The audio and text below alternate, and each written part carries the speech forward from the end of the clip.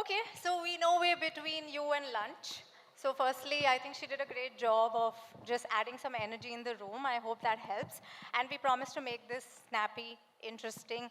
And remember, we're moving from brand growth to D2C brand growth. So there's a lot of enrichment out there for you. So stay glued. We have a very, very interesting conversation out here. Okay, so I've had some great offline conversations with you guys, and we have a very rich mix where we have basically category representation like eyewear, jewelry, insurance, and of course a bio application representation as well as quick commerce representation. So that's like actually a very comprehensive, curated group for us. So having said that, I'm going to dive straight in, and we're going to do this a little differently. I want everyone to be able to talk and, get this warmed up as a conversation.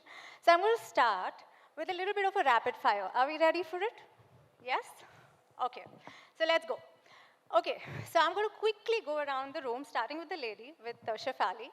And I'm going to take one question to all of you and come back. Okay. So here's the rapid fire. Quick one-word answers. So one D2C strategy that you think is overhyped. Pivoted approach on ROS. Fantastic. I'm looking at affiliate marketing specifically for our industry. Okay. Okay, let me switch the question. One platform that delivered unexpected ROI. Oh, for me, I think the network is doing very well. So once Say, you look at sorry, loud. the network is what we have to look into. That is a game changer out here. Interesting. Okay. Would you like to take a crack at it? Post-sale engagement and retention. Post-sale engagement. Interesting. Okay, I'm going to flip the question for you. A D2C brand that you are closely watching. Can I say Lenskart? Lenskart? I like that. Outside of your brand. I think Mokobara is doing quite good work. Love that. Yeah. Love that. You want to add to that? A brand you're closely watching. I do actually watch Lenskart. Product innovation, very similar to CaratLane. Another one, minimalist, 0 to 800 crore in a... I'm so glad you said that. Yeah, I'm so glad. Okay, I'm going to flip the question for you. 2, 3 more to go. Okay, there's a lot of CAC pressure in this space. We all know that, okay? And there's always a need to sort of beat that. So tell me one thing that has proven ROI positive for you. Building your first party database. Wow. You. One thing that has proven ROI positive. Oh, okay. Because we work on multiple channels for it, for us, the engagement on the ground has worked really well for us. Nice. I'm going to take this question to all of you. It's an important question. You want to tell me one thing that's ROI positive for you? I think the right targeted content. Anupam? It's actually not one thing if I can take my time. You know, what we recently tried, and I spoke to a lot of other brand people, allocating a certain part of your POF money to organic story-led content creation, and then organically putting it out on social platforms like Insta, YouTube Shorts, etc., TikTok, of course, India Mania, and whatever has performed the best, then using them on your POF channels, and then that is married again to your briefing level, and that content is again, in that context, go to your app, web, website, everywhere. And that, I think, is one thing that is really working for a lot of brands, for that matter. That was worth answering as long format. Thank you for bringing that up. It's useful. Last rapid fire, okay? The last one, a little different, okay? If you had to launch a new D2C brand tomorrow, okay, what space would you bet on? Superfoods, and especially something that has a cultural heritage to it. I like that. Tell me. I'm looking at anything in pet care. Sorry, Riaan? Pet insurance, pet care. Oh, pet care. Pet care you said, right? Okay. What about you? My answer, by the way. Oh, you can say we plus should one. have read better. No, but I think that's a space that is really, really building. So there's a lot to be done in that pet care segment. Madhu, what's the space you'd bet on? I mean, a brand in the gut health space, there's extraordinary amount of interest. There's not too many good brands in the space. Anupam? I think wellness tech. Sorry. Wellness tech. Oh, wow. Okay, so we have some interesting answers. I hope you enjoyed the rapid fire part. Now we're going to go a little deeper, right?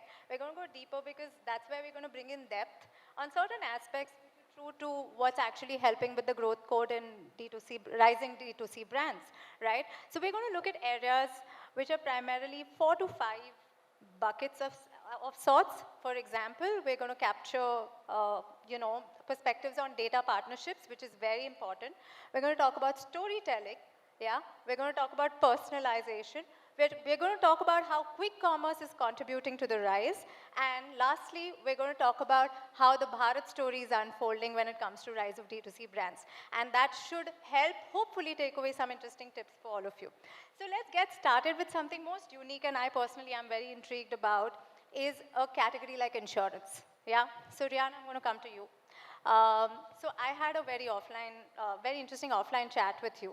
And, technically, insurance is probably not as intuitive as a D2C purchase as several other categories are. And it's also very regulated. So having said that, what is it that, made you want to go deeper into leveraging the D2C channel? Whilst I recognize that you are leveraging D2C as a channel and you're not a D2C brand itself, right? But yet, what's your early learning been and what do you think is working for it? So honestly, I mean, Policybazaar were way ahead of everybody else when it came to D2C and insurance. But really, it was about solving for simplification of products. I think that's where customers always struggled with insurance, right? There was no problem with accessibility, with the platform, with payments, all that was sorted. But they always needed someone to assist them in the journey. Okay. Right? But there are products in the larger insurance gamut, like motor and travel, which are simple, which are not as complicated. And I think when insurers went down that road to try and sell those products direct to the customers, they kind of realized there was traction over there. Right. And that's where it kind of started. Having said that, the next part of the journey, which is, say health, life insurance, and so on, is a little more complicated because there you've got a massive research phase coming in, which doesn't exist with the others, right? With something like travel, it's very non-assisted, it's very straight through. In fact, you would say about 25-30% of the retail market sits there in D2C. Sure. So that's the next stage that insurers have to take on in the D2C journey because that in the health, the life insurance involves brand building. Yeah. Involves helping people make choices, make decisions. And that's still unfolding. Understood.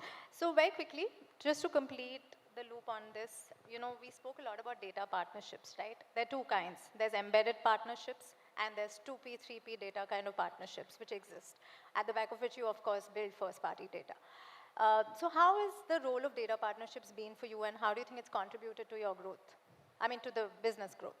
Correct. So again, two parts to it. I mean, when you look at it from the embedded construct, it solves that original problem that I was talking about, that you're piggybacking on somebody else's D2C journey, right?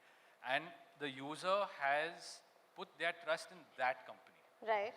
Right. So if you're buying travel insurance through, say, Indigo or Air India, fundamentally the users come to Air India to buy a flight ticket, and you're using that equity to sell your insurances. Makes sense. Right?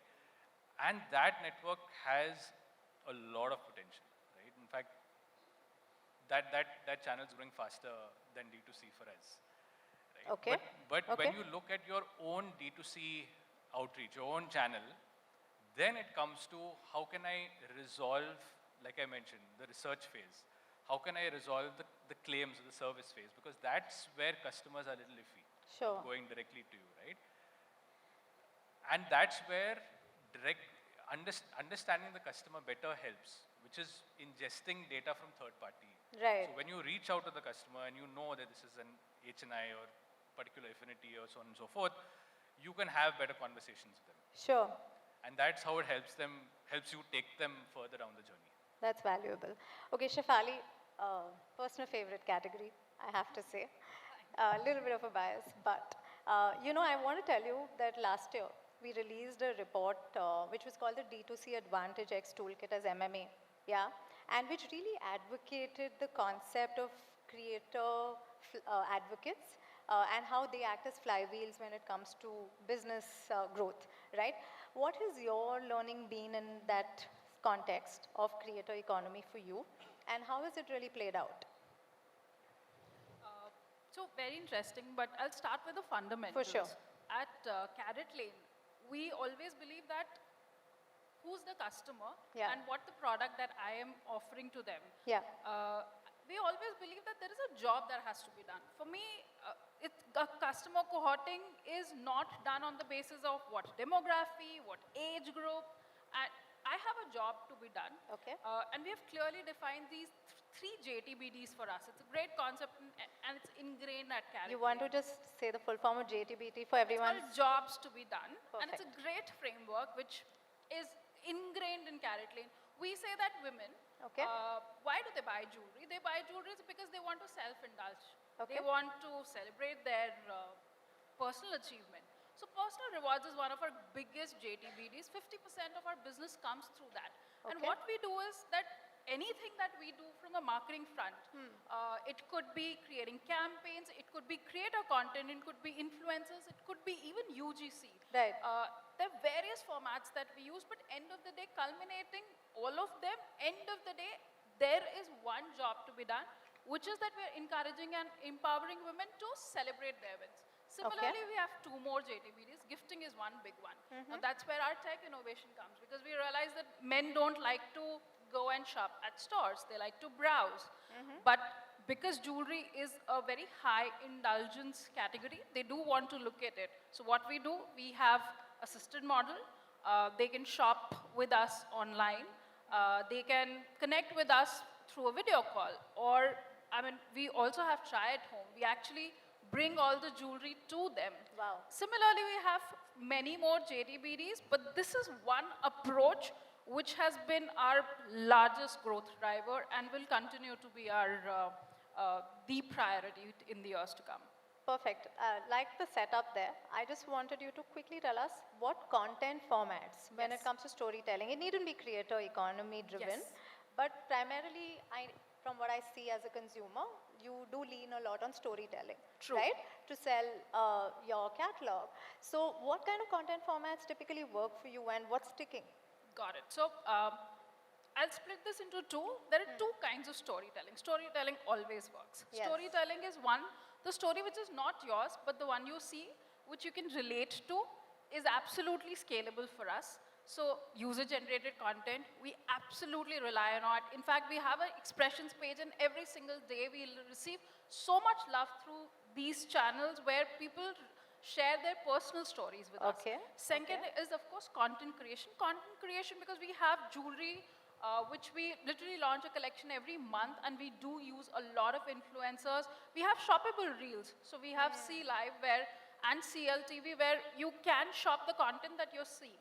Right. And while it's a very small business opportunity for us at this point of time, but we are actively growing the same. Of course, another one is moment marketing. Anything that is topical and when you catch on, hold on to it, it creates a lot of love for the brand. The second part, which is the great tech innovation, that is the story which is your own. Okay. Now, you are browsing a product, it's Monday morning, you browse a couple of products, you've not even signed up, but I have a pixel. Now, another 2-3 days, you browse more products, you've signed up. I have a pure omni-channel experience. Now, after 5 days, I already know that when your birthday is, when you walk into the store, there's a birthday cake waiting for you. That's the kind of relationship we build. I do not only know the birthday of my consumer, but the anniversary, spouse's birthday, grandchild's birthday, mother's birthday, grandfather's birthday, anniversaries. The number of occasions in jewelry, from a gifting perspective, that we have been able to identify is great. And now that is the storytelling that really touches the consumer. They Sweet. become our advocates, therefore. Wonderful. You're doing a fabulous job, I have to say, and it's clearly winning many hearts. You, in many ways, have created that category in your own way. Okay, so we're going to switch gears, and Anupam, I'm going to come to you. I don't like chronology. Okay, so Anupam, of course, you guys, in many ways, have been first movers again in the category, done some deep work. I've had the privilege of talking to Piyush myself. So I definitely think you guys do some great stuff. So therefore, the learning you can bring is also very rich. What I wanted to understand is that, you know, in a category like yours, personalization is very important, right? And also from the work we've done as MMA globally, we've seen lifts upwards of 200% when personalization frameworks are deployed in a scientific manner. So I want to understand how you are applying personalization and what's the journey so far on it. See, personalization, and it's not a strategy anymore, it's survival, right? Yeah. Not only for us, for any brand. I mean, your Amazon feed to my Amazon feed is very different, right? Yes. So it's no more one size fits all. Yeah. Rather, when you arrive on the app or on the website, it's based on your behavior, what have you consumed, what are the kind of triggers, how do you purchase the products, what triggers you in what situation, not only for you, but for gifting your family and friends.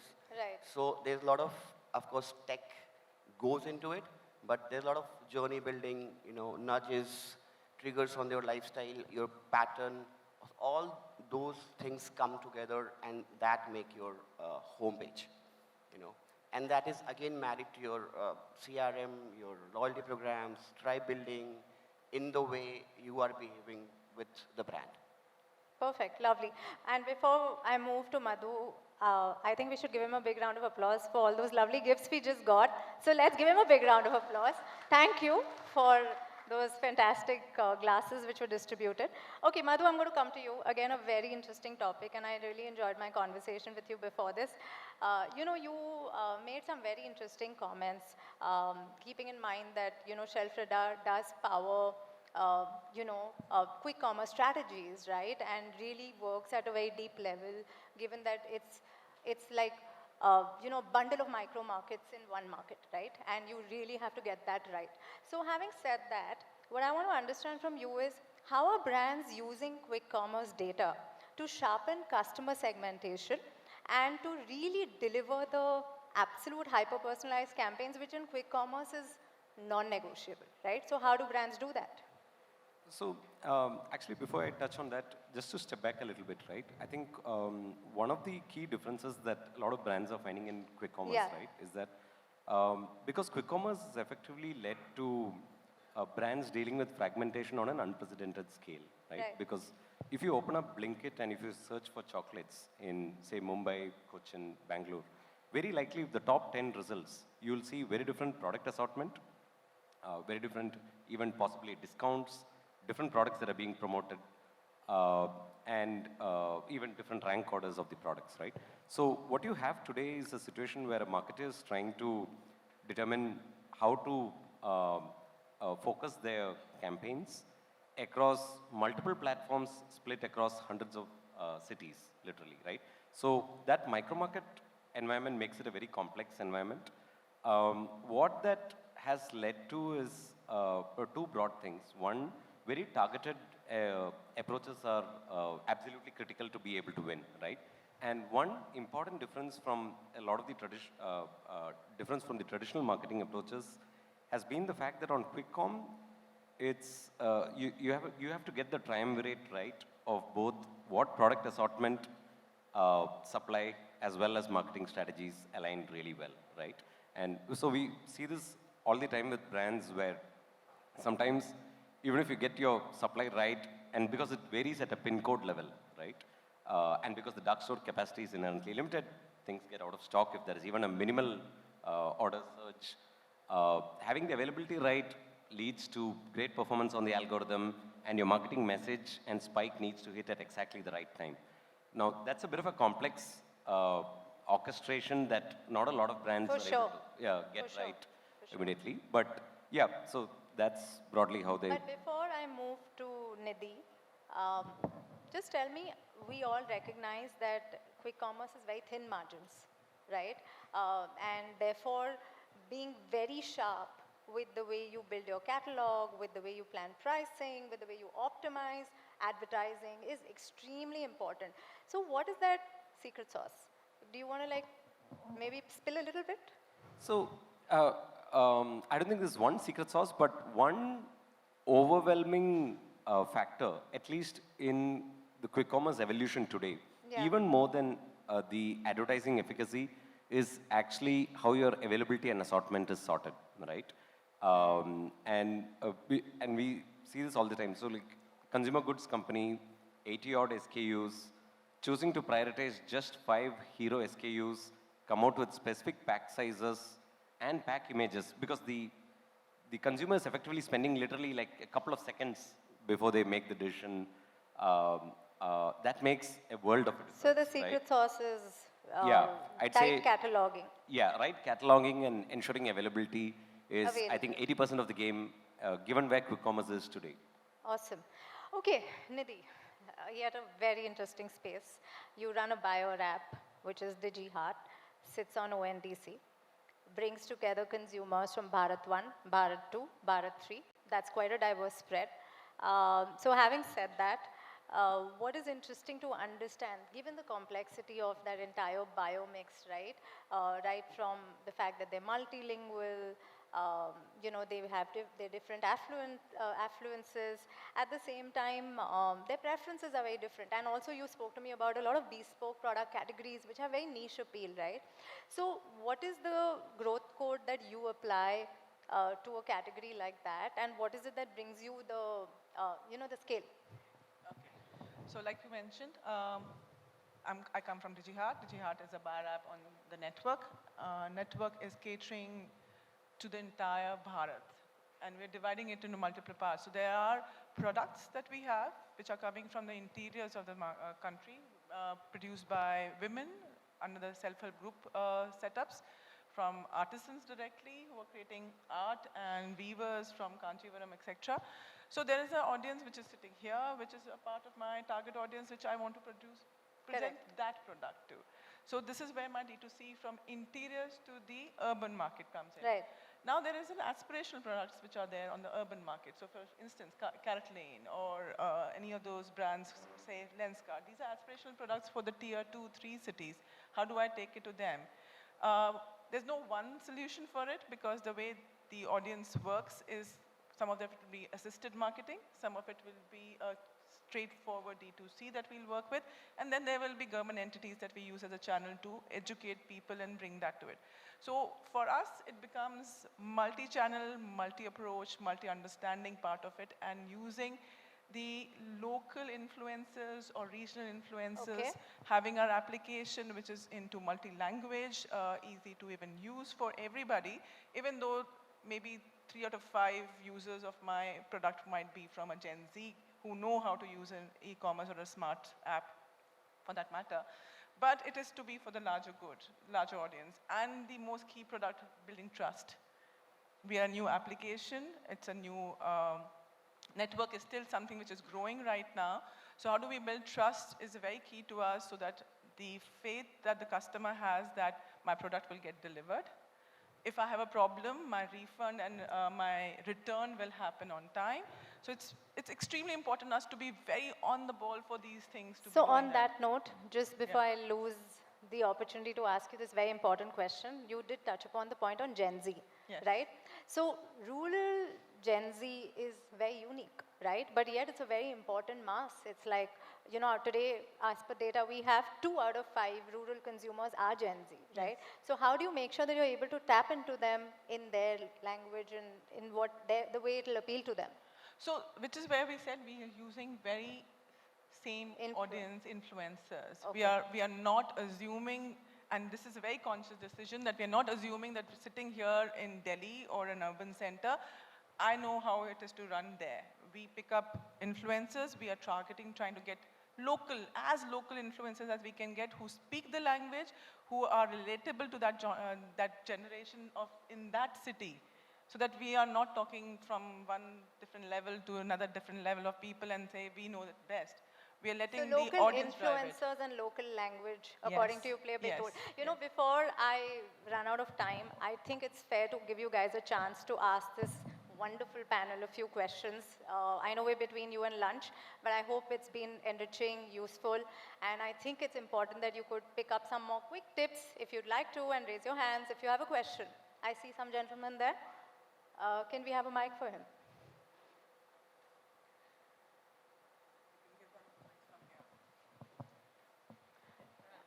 Do we have to do that?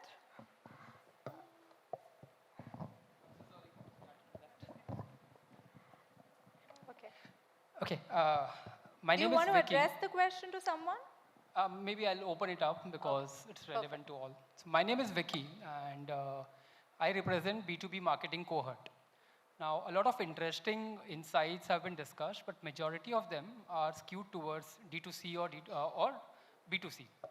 Now, is any one of you in your organization as marketeers catering to B2B segment as well? Like, for example, a CaratLane or a Lenskart or other experts. Can some of the insights that you get in D2C be applied on the other side? Because the buyer is very different, the buying experience is very different, the cohort who buys is also very different. Got it, helpful. Would Shaifali or Anupam like to take a crack? I'll start with that, although we are not into B2B, but yes, we do have a lot of vendors. See, one unique thing about CaratLane, we are a 15-year-old firm. We started as a startup. At heart of it, we're still a startup. And relationships, therefore, are very important. So our entire business is built on two things, which is trust and transparency, right from when we deal with our consumers to vendors to after sales. And that really has helped us come to the level and scale that we are today. We're CaratLane, a TATA product. Ethics runs into our veins, and that actually is one of the key. It has helped us build relationships very easily. Thanks. Okay. So may I just Yeah. say that? Yeah. Though we are an application, we are a consumer-facing application, we are not B2B. But what we do is, about what I said about the assisted commerce part of it. So it's a B2C kind of thing is what the channel that we are working on. Because there is still a large segment of consumers who trust a face and a person rather than a brand selling directly to them. Because that's a faith that needs to be still built by them. So we use that D2B2C part of it. Helps. Okay, one last question, if any. A last question. Has to be totally worth everyone's time. We're between lunch and the conversation. Hi, good afternoon, everyone. My name is Ashutosh. I've recently launched my own oil-based perfume brand, which is Attars. So I want to make Attars cool. And this question is to every one of y'all. Like, what do y'all advise me? The main challenge I face is people. I'm doing good sales, but people have to smell that, try them, and then they buy the product.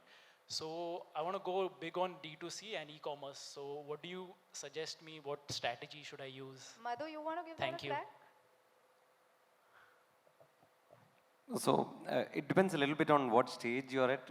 Are you just launching Just one month I've launched it recently.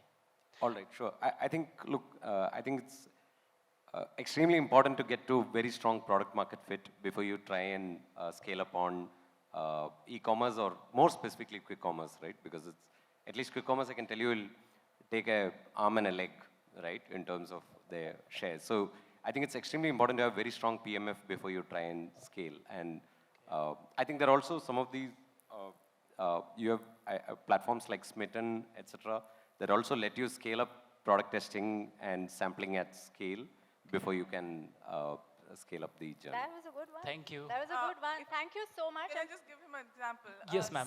TATA, there's a representation here by TATA's, and it's a brand that I really believe and trust in. TATA used to give perfume samples on the flight in Vistara. So what Madhu mentioned here as sampling, I think you're right. Somebody has to smell to know what it is, and you have to find resonance. So you have to do that. But use the smart ways. Some of the bigger brands have launched their products in a way that you can also leverage. Doesn't have to be, you don't have to reinvent the wheel. Just look at the good examples and go with it. Thank you, everyone. Excellent. Thank you so much, panelists. It was lovely chatting, and I hope all of you found it useful. Thank you.